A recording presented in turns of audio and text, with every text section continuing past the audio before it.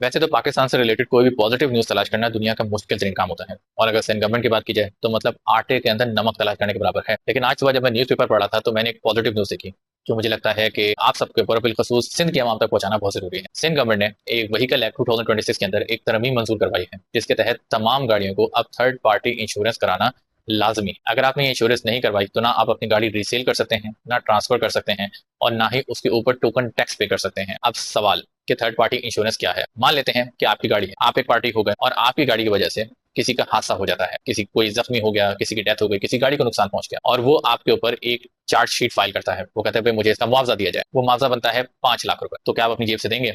आपके ऊपर तो बहुत बड़ा फाइनेंशियल बर्डन बन जाएगा। दूसरा, ये मामला डिस्प्यूट में भी जा सकता है कि भाई 5 लाख का तो नुकसान हुआ ही नहीं है।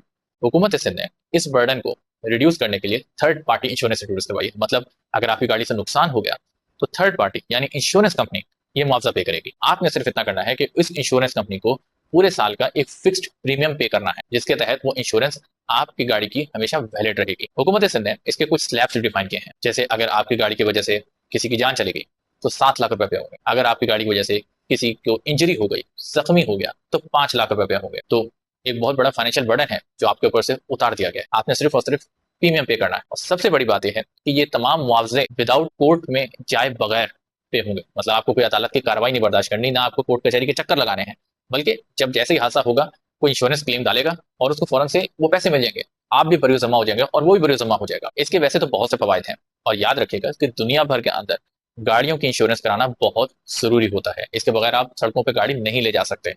तो ये कोई ऐसी चीज भी नहीं है कि कोई नई चीज इंट्रोड्यूस करवाई गई है, बल्कि दुनिया भर के एक स्टैंडर्ड के मुताबिक ये आपके ऊपर लागू की गई है।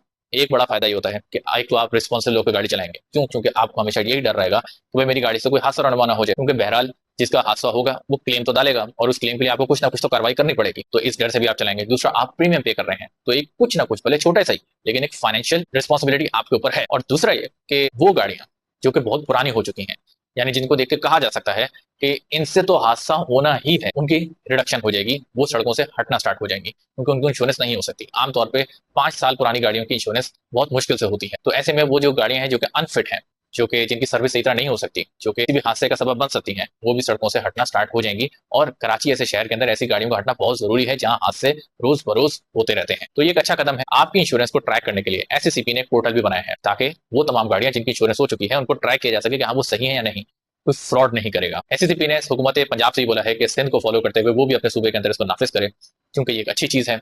इससे हादसा कम होंगे, इसकी वजह से लोगों को बर वक्त मुआवजा मिल जाएगा, और ओवरऑल रोड सेफ्टी मुमकिन हो सकती है। तो भाई जाइए और अपनी गाड़ियों की इंश्योरेंस करवाइए।